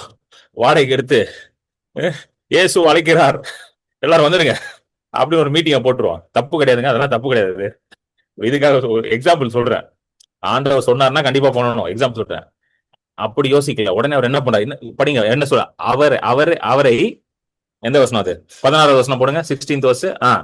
அவரை எனக்குள் வெளிப்படுத்த படிங்க சிஸ்டர். பிரியமா இருந்தபோது, அவரை எனக்குள் வெளிப்படுத்த பிரியமா இருந்தபோது, உடனே நான் மாம்சத்தோடும் இரத்தத்தோடும் யோசனை பண்ணாமலும், எனக்கு முன்னே அப்போஸ்தலர் ஆனவர்களிடத்திலே எருசலேமுக்கு போகாமலும், அரபி தேசத்திற்கு புறப்பட்டு போய் மறுபடியும் அவர் என்ன பண்ணாருன்னா, சில வருடங்கள் வந்து அரபி தேசத்துக்கு போயிட்டாரு. போய் அவர் உட்கார்ந்து வேதத்தை படிக்கிறாரு. எத்தனை பேருக்கு புரியுதுங்க? அவர் உட்கார்ந்து படிக்கிறாரு, ஆண்டவர் பேசுறாரு அவர்கிட்ட. எவன்ட்டு இப்ப கேட்கல அவர். பிரதர் சொல்லுங்க பிரதர், நான் என்ன பிரதர் பண்ணணும் சொல்லுங்க பிரதர், பிளீஸ் இந்த தப்பை மட்டும் செய்யாதீங்க தயவுசெய்து ப்ளீஸ். நீங்க போய் படிங்க பைபிள. உங்க எல்லாரையும் நான் வந்து ரிக்வெஸ்ட் பண்ணி கேட்கிறேன், மை ஹம்பிள் ரிக்வெஸ்ட், ப்ளீஸ் இந்த தப்பை பண்ணாதீங்க தயவுசெய்து. நீங்க போய் படிங்க. மெசேஜ் கேட்குறீங்களா, மெசேஜ் கேளுங்க, வசனத்தை படிங்க, அந்நிய பாஷையில் ஜோம் பண்ணுங்க. இந்த அந்நிய பாஷை மீட்டிங்கே வந்து உங்களுக்குள்ள இருக்கிற அசைன்மெண்ட் என்ன என்பதை வெளிப்படுத்துறதுக்காக தான் ஆண்டவர் பாருங்க. இந்த மீட்டிங்கோட டைமிங்கே வந்து நான் இப்பதான் யோசிச்சேன். நான் வந்து இந்த வர சண்டே தான் பெண்டிகாஸ்ட் சண்டே, எனக்கு தெரியாது, எனக்கு அந்த டேட் எல்லாம் ஞாபகம் இருக்காது. பெண்டிகாஸ்ட் சண்டேனா 50 days ஃப்ரம் ஈஸ்டர், 50 நாள், ஈஸ்டருக்கு அப்புறம் 50 நாள் கழிச்சு தான் பரிசுத்த ஆவியானவர் ஊற்றப்படுறாரு. அதுதான் கணக்கு. இந்த வர சண்டே தான் அந்த 50வது நாள். எனக்கு தெரியாது. நான் போன 2 வாரத்துக்கு முன்னாடி நான் ஜோம் பண்ணும்போது ஆண்டவர் சொல்றாரு, இந்த தேதியில வந்து நீ மீட்டிங் ஆரம்பின்னு ஆண்டவர் சொல்றாரு என்கிட்ட. நான் டப்புன்னு டேட்டை போட்டுட்டு இந்த 2 நாளைக்கு முன்னாடி தான் கவனிச்சு பார்த்தா இந்த சண்டே தான் பெண்டிகாஸ்ட் சண்டேயா. வாட் அ கோஇன்சிடென்ஸ் பாத்தீங்களா? நம்ம இப்ப ஸ்டார்ட் பண்றோம் கரெக்டா அந்நிய பாஷையை பத்தி. நான் அந்த டேட்டு கிட்ட எல்லாம் ஞாபகம் இருக்காது. என் புள்ள பிறந்த நாள் என் பிள்ளைகிட்ட தான் கேட்போம், போயிட்டு உன் பிறந்த நாள் எப்போ மாட்டேன், அந்த மாதிரி ஆள்னாலாம் புரியுதுங்களா? அப்படி டேட்ல ஞாபகம் இருக்காது. ஒரே டேட்டு தான் நல்லா ஞாபகம் இருக்கு, கிறிஸ்மஸ் மட்டும் நல்லா ஞாபகம் இருக்கு. ஏன்னா சின்ன வயசுல இருந்தே கிறிஸ்மஸ் கொண்டாடினாலும் அது மட்டும் ஞாபகம் இருக்கு நல்லா. மத்த டேட் எதுவுமே ஞாபகம் வர மாட்டேங்குது. ஆமே. சோ கரெக்டா பாருங்க, இந்த சண்டே எந்த டேட் வருது? சண்டே வந்து 7th வருது. நம்ம வந்து எப்ப ஆரம்பிக்கிறோம்? 5th ஆரம்பிக்கிறோம். ஹல்லேலூயா. கரெக்டா அந்த வாரம் பாருங்க, இதுதான் பரிசுத்த ஆவியானவர் நடத்துறாரு. நிறைய பேர் என்கிட்ட கேட்டே இருக்கிறாங்க, 2-3 மாசமா கேட்கறாங்க, brother when are you starting, நானும் வந்து ஏப்ரல் மாசம் மே மாசம், ஆனா ஒவ்வொரு தடவையும் சொல்லுவேன், ஆனா மனசுல அந்த லீடிங் வராது. பரிசுத்த ஆவியானவர் வெயிட் பண்ணுவாரு, ஜோம் பண்ணுவார், வெயிட் பண்ணிடுவார். கரெக்டா இப்போ 2 வாரத்துக்கு முன்னாடி ஜோம் பண்ணும்போது ஆண்டவர் டேட், இந்த 3 டேட்டை போட சொன்னார், போட்டேன். கரெக்டா அந்த இவரை என் மனசுல வச்சாரு, அந்த பாஸ்டர் ஜோ ரால்ஸ்டன் ஃபெலிக்ஸ் இருக்காரு பாத்தீங்களா, ஏஜி சர்ச் இலுப்பூர் பாஸ்டர். அவர் எனக்கு என்னோட நண்பர் தான் அவரு. அதுக்கு முன்னாடி நான் கெஸ்ட் ஸ்பீக்கர் போடுற மாதிரி இல்லை, போடுற மாதிரி இல்லை. இது வரைக்கும் நம்ம இதுல ஒரே கெஸ்ட் ஸ்பீக்கர் தான் ரெகுலரா வந்திருக்காங்க. ஃபர்ஸ்ட் ஆண்டனி பியோ தான் ரெகுலர் கெஸ்ட் ஸ்பீக்கர். நம்மளுக்கு கெஸ்ட் ஸ்பீக்கர்னு சொல்லக்கூடாது, நம்ம மினிஸ்ட்ரியோட ஸ்பீக்கர், அவங்க கெஸ்ட்னு சொல்லக்கூடாது. ஃபர்ஸ்ட் நம்ம இதான் ஃபர்ஸ்ட் டைம் வெளியில இருந்து ஒருத்தர் கூப்பிட்டு வரோம். அது ஆண்டர் சொன்னாரு, ஜோவை போடு அப்படின்ட்டு, ஃபர்ஸ்ட் ஜோவை போடுங்க அப்படின்ட்டு அவனுக்கு ஃபோன் பண்ணார் ஜோக்கு. தம்பி இந்த மாதிரி இருக்கு தம்பி, வரீங்களா அப்படின்னா, கண்டிப்பாண்ணே, எத்தனை மீட்டிங் போடலாம் தம்பி, ஒரு 2-3 மீட்டிங் ஆகும்ண்ணே அப்படின்னா, சரி 3 மீட்டிங்கா போட்டுருவோம் தம்பி அப்படின்னு சொல்லி போட்டோம். கரெக்டா எல்லாம். சோ நான் ஏன் இதை சொல்றேன்னா, மாம்சத்தோடும் ரத்தத்தோடும் நீங்க என்ன பண்ணக்கூடாது, கன்சல்ட் பண்ணக்கூடாது. மாம்சத்தோட ரத்தத்தோடனா மனுஷங்கிட்ட போய் யோசனை கேட்டுக்கிட்டு இருக்கக்கூடாது உட்காந்து. சரி, பரிசுத்த ஆவியானவரோட வேலை என்ன தெரியுமா? சகல சத்தியத்தையும் உங்களை நடத்தணுமா அவரு, அதான் வேலையா இருக்கு. அவர் கொடுத்த வேலையை அவரோட அசைன்மெண்ட் அதாங்க. ஹல்லேலூயா. What is the assignment of the Holy Spirit? To lead you into your assignment. பரிசுத்த ஆவியானவருடைய அழைப்பும் வேலையும் என்னது? உங்களுடைய அழைப்புக்குள்ளேயும் வேலைக்குள்ளேயும் உங்களை நடத்தணும். எத்தனை பேருக்கு புரியுது? இப்ப எனக்கெல்லாம் ஆண்டவர், எனக்கு ஊழியத்துக்கு வந்த புஸ்தகம் ஆண்டவர் தான் சொன்னார், இந்த பாரு நீ என்ன ஊழியம் செய்யணும் நான் சொல்லுவேன் உனக்கு அப்படின்னாரு. நீ போய் காப்பி அடிக்கூடாது எவனின்ட்டாரு. அப்படியே சொன்னார் ஆண்டவர், எவனையும் போய் காப்பி அடிச்சுட்டு கூடாதுன்னாரு. நான் நிறைய பிரசங்கங்கள் கேட்பேன். வெரி நிறைய பிரசங்கங்கள், ஏகப்பட்ட ஊழியக்காரங்களோட பிரசங்க நான் கேட்பேன், எல்லாரையும் கேட்பேன். ஆனா ஆண்டவர் சொல்லுவார், நீ அது கேட்கறது எதுக்கு? நம்ம ஒரு கற்றுக்கொள்வதற்காக, வெளிப்பாட்டை பெற்றுக்கொள்வதற்காக. டீச்சிங் எதுக்கு நம்ம கேட்கிறோம்? நிறைய ஏன் கேட்கிறோம்? இன்னும் நிறைய கற்றுக்கொள்ளணும். ஆனால் டிசிஷன் மேக்கிங், நம்ம என்ன செய்யணும்னு வரும்பொழுது ஆவியானவர் சொல்லுவார், பேசுவார்.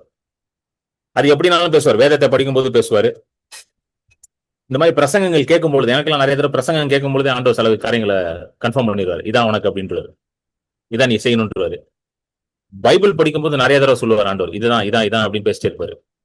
அப்புறம் அந்நிய பாஷையில ஜெபம் பண்ணும்போது பேசுவாரு, ஜெபம் பண்ணும்போது பேசுவாரு.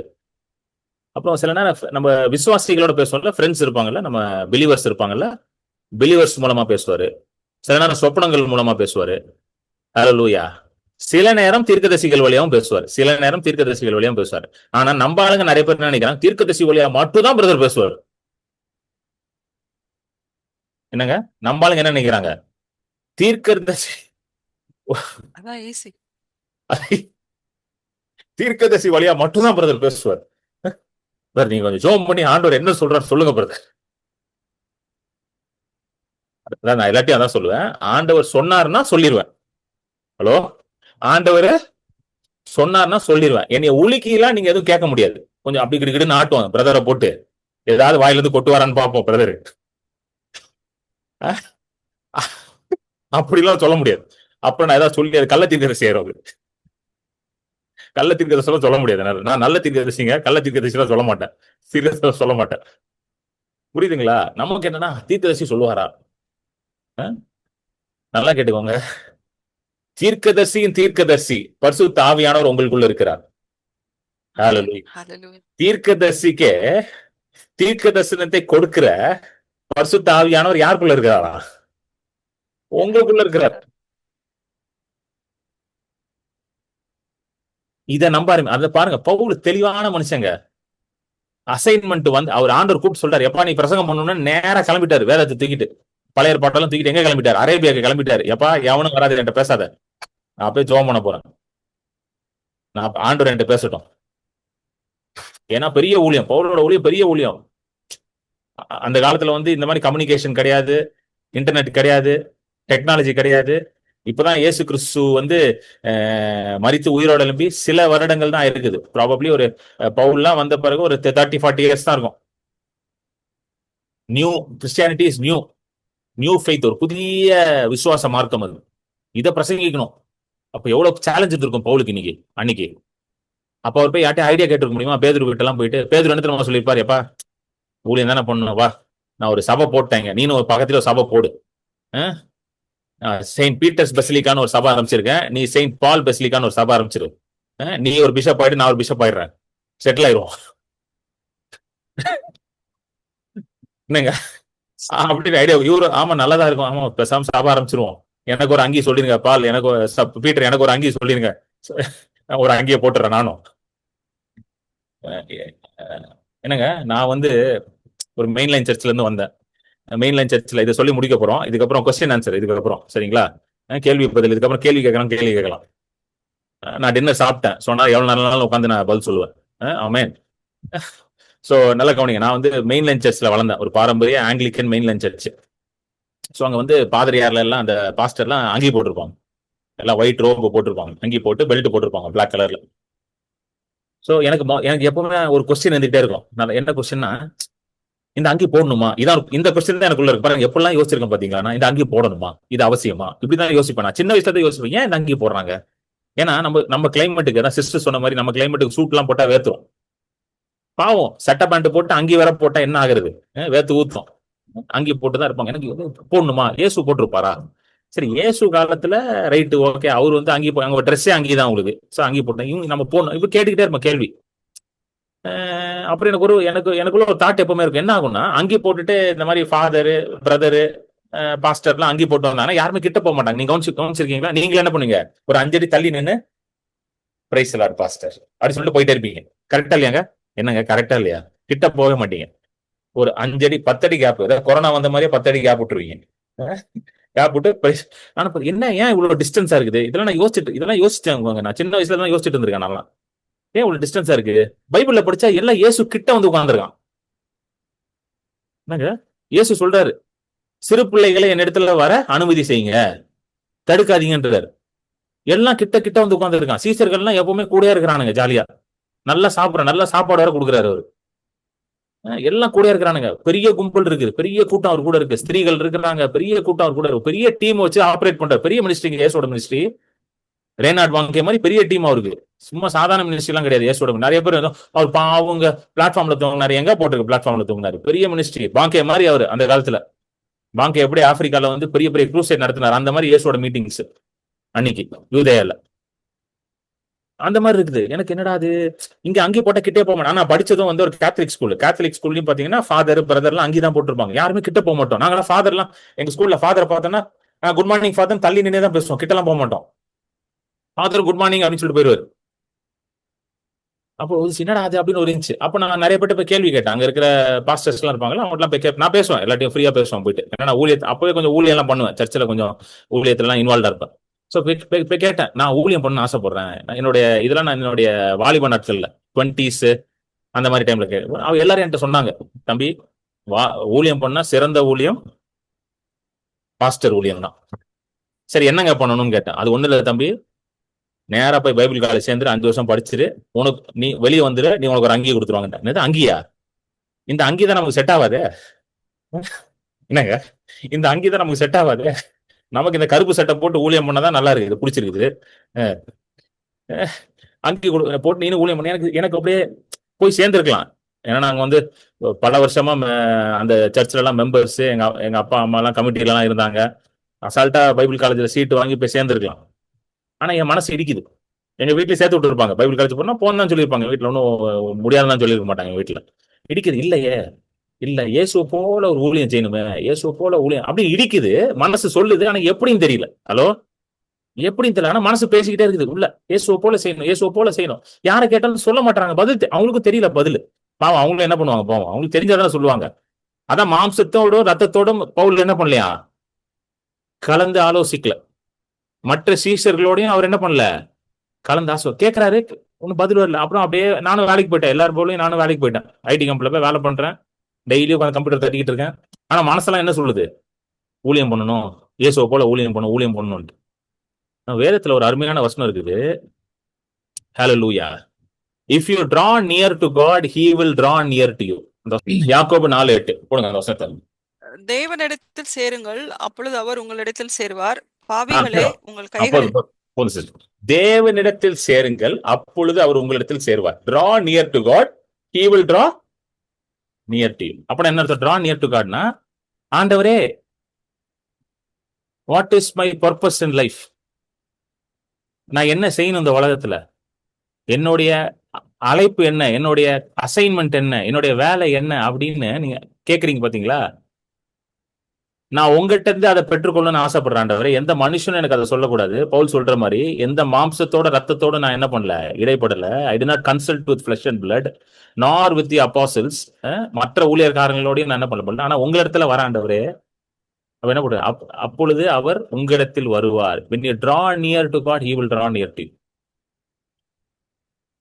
இன்னொரு இடத்துல எழுதியிருக்க எபிரேயர் 11:6 விசுவாசிக்கிறவன் அவர் உண்டென்றும் அவரை தேடுவதற்கு பலன் அளிப்பார் என்று என்ன பண்ணுமா, விசுவாசிக்கணும். எபிரேயர் 11:6 போடுங்க.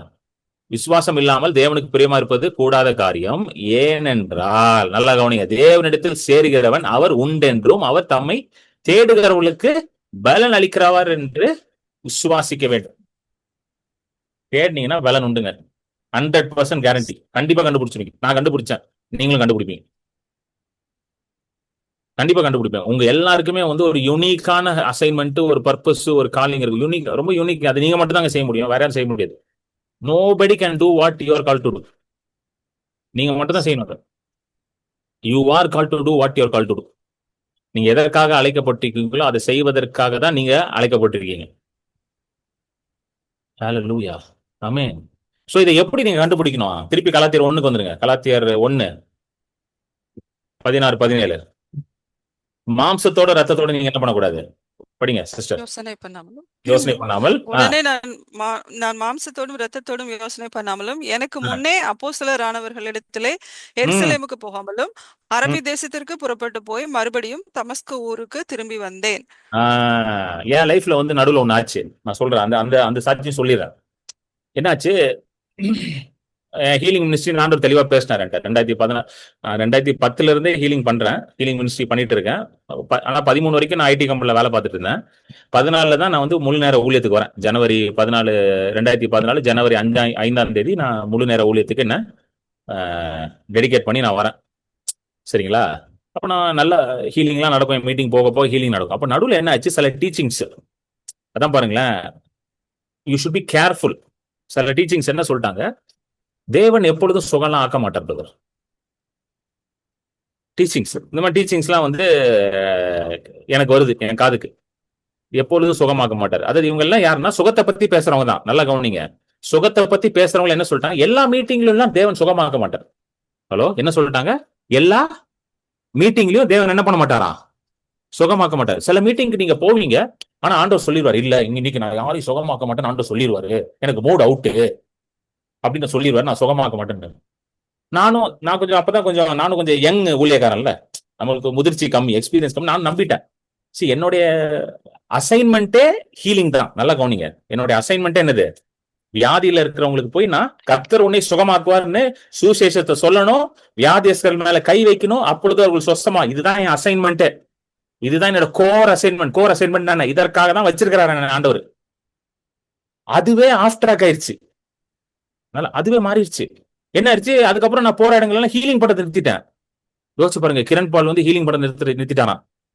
யோசிக்க முடியுதா உங்களால? நிறுத்திட்டேன், வெறும் பிரசங்கம் மட்டும் பண்ணிட்டு இருந்தேன். ஆனா மனசுல வந்து ஒரு மாதிரி இருக்குது, ஒரு மாதிரி அன்கம்ஃபர்டபுளா இருக்குது. இது ஒரு பாஸ்டர் சொல்லிட்டாரு எனக்கு, அவர் கொஞ்சம் தெரிஞ்சவர் வேற. அவரு இதுதான் பாருங்களேன், மாம்சத்தோட ரத்தத்தோட கலக்கவே கூடாது. ரொம்ப எப்பவுமே உங்களுடைய இது எங்க இருக்கணும், ரொம்ப ரிலேஷன்ஷிப் தான் ரொம்ப முக்கியம். மிச்சதெல்லாம் இப்படியே சொல்லிட்டாங்க, ரிலேஷன்ஷிப் தான் முக்கியம். நீங்க வந்து கிறிஸ்தவத்துல வந்து உறவுகள் தான் ரொம்ப முக்கியம். இந்த மாதிரி வந்து சூப்பர் நேச்சுரல் இதெல்லாம் முக்கியம் கிடையாது, அதெல்லாம் ரிலேஷன்ஷிப் தான் எல்லாத்துக்கும் ப்ரையாரிட்டி அப்படின்னு சொல்லி குழப்பி விட்டாங்க. கொஞ்ச நாள் ஹீலிங் படத்தை விட்டுட்டேன், அப்படியே விட்டுட்டேன். ஆனா பைபிள் பாத்தீங்கன்னா இயேசு, நல்லா கவனிங்க, இயேசு ஏதாவது ஒரு மீட்டிங்ல, இன்னைக்கு லீடிங் இல்ல பிரதர், இன்னைக்கு ஹீலிங் பண்ண கூட சொல்லிட்டார் ஆண்டவர், சோ எல்லாரையும் அனுப்பிடு அப்படின்னாரா? என்னங்க, ஏதாவது ஒரு மீட்டிங்ல சொல்லுங்க, இயேசு போன மீட்டிங்ல இன்னைக்கு ஆண்டவர் சொல்றார், பிதா சொல்றார், இன்னைக்கு எல்லாம் ஹீலிங் எல்லாம் கிடையாது, இன்னைக்கு வந்து ஆண்டவர் சொல்றார் ஒன்லி பிரசவம் தான். கிடையாது, கிடையாது.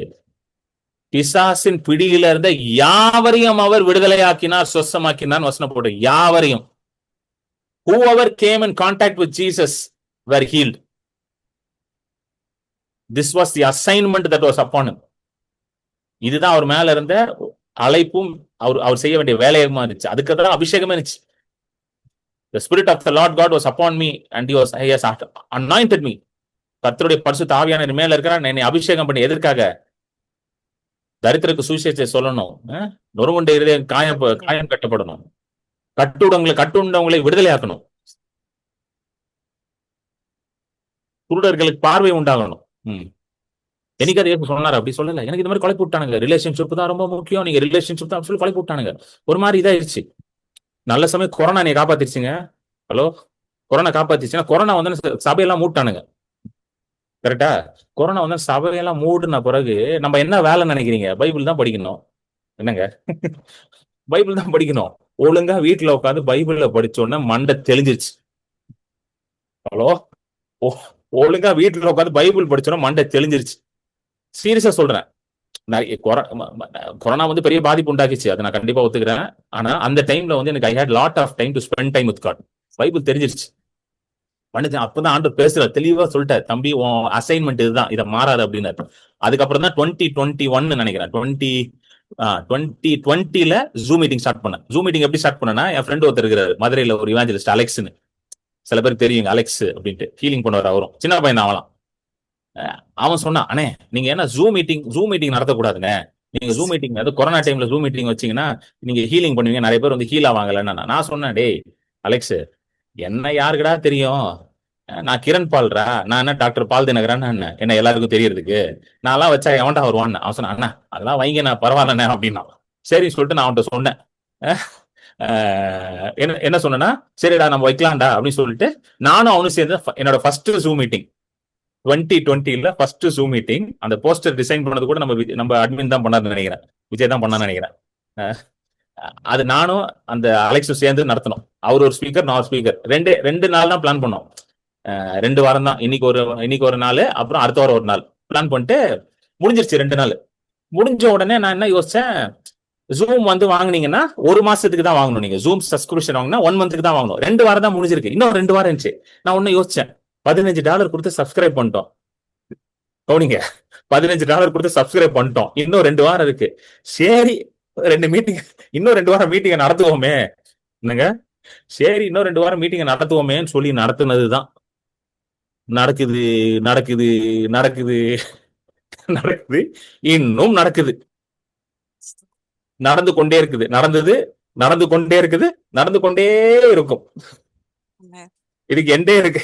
எனக்கு இதுக்கு எப்போ எண்டுன்னு எனக்கு தெரியாது. சில நேரம் யோசிச்சிருக்கேன், இந்த கொரோனா எல்லாம் முடிஞ்ச பொருளா யோசிச்சிருக்கேன், ஆண்டவரே கொரோனா எல்லாம் முடிஞ்சிருச்சு ஆண்டவரே, பேசாம ஜூம் நிறுத்திடலாமா ஆண்டவரே. என்ன ஆண்டவர்ல பரிசுத்தாவியானவர் சொல்ல நோ அப்படின்றவர், நோ அப்படின்றவர் பரிசுத்தாவியானவர் கிடையாதுன்னு. நான் சொல்ல இல்ல, எல்லாம் முடிஞ்சிருச்சு ஆண்டவரே, எல்லாம் அவன் வேலையை பார்க்க போயிட்டான், கொரோனாவாதுன்னு போயிட்டானுங்க எல்லாம், இன்னுமா நான் ஜூம் மீட்டிங் இல்ல நீ நடத்தினாரு.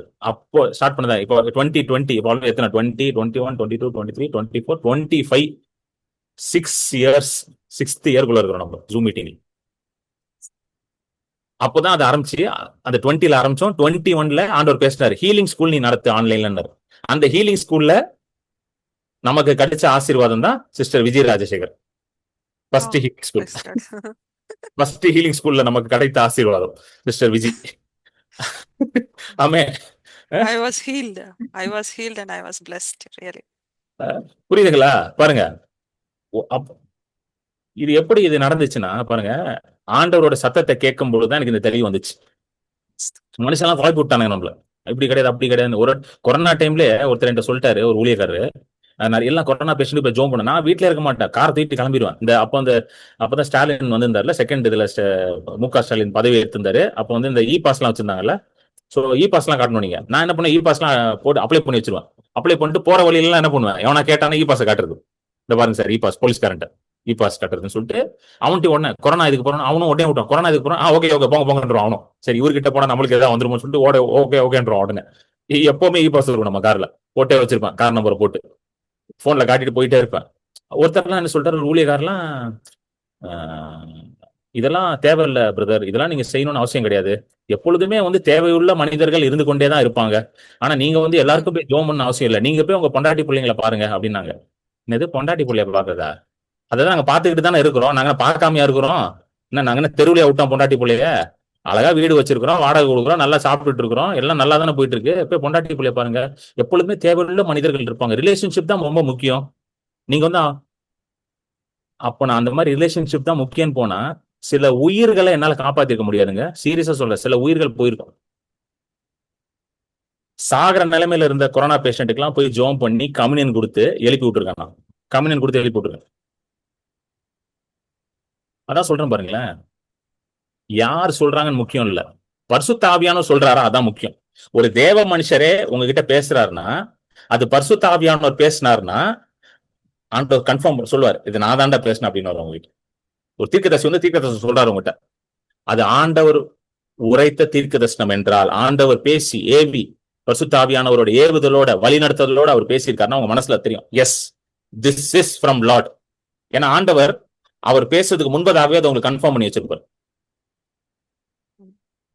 ஹல்லேலூயா. அந்த தீர்க்கதரிசி பேசுறதுக்கு முன்பதாக உங்களுக்கு கன்ஃபர்மேஷன் இருக்கும், ஏற்கனவே ஆண்டவர் பேசியிருப்பார் உங்க கிட்ட, இதுதான் அப்படின்னு பேசியிருப்பார். அவர் பேசும்போது கரெக்டா மேட்ச் ஆகும். நான் சொல்றேன் பாருங்க, என் லைஃப்ல எல்லாம் வந்து அதான் சொல்லல, எனக்கு தெரியாத தீர்க்கதரிசியே கிடையாது. எவ்வளவு பெரிய பெரிய தீர்க்கதரிசி நான் பார்த்துட்டேன் இந்தியால. என்னுடைய மென்டர்ஸே தீர்க்கதரிசிங்க தான், என்னுடைய மென்டர்ஸ் எல்லாமே. ஆனா எப்பவுமே என்னுடைய மென்டர்ஸ் அவங்க எல்லாம் பேசும்போது கரெக்டா ஆண்டவர் என்கிட்ட பேசியிருப்பாரு. அது ஏற்கனவே கரெக்டா அவங்க பேசுவாங்க என்கிட்ட, ஏற்கனவே ஆண்டவர் பேசி வச்சிருப்பாரு. நான் போய் அண்ணனை பார்க்க போவேன், அண்ணன் கரெக்டா அதே சொல்லுவாங்க, தம்பி ஆண்டவர் தான் சொல்றாரு தம்பி அப்படின்னு கரெக்டா மேட்ச் ஆகும். ஹல்லேலூயா. ஆண்டவர் உங்களோட வந்து தனிப்பட்ட முறையில பேசணும்னு விரும்புறாருங்க. He wants to have a personal conversation with you. உங்களோட தனிப்பட்ட முறையில பேச, இதான் புதிய உடன்படிக்கையோட மகிமையை தான். ஒருவனும் தன்னுடைய அயலானுக்கு என்னை பற்றி போதிக்க மாட்டான், நானே அவர்களுடைய கர்த்தரா இருப்பேன், இவர்கள் என் ஜனமா இருப்பார்கள். I will be their God and they shall be my people. Hallelujah. Amen.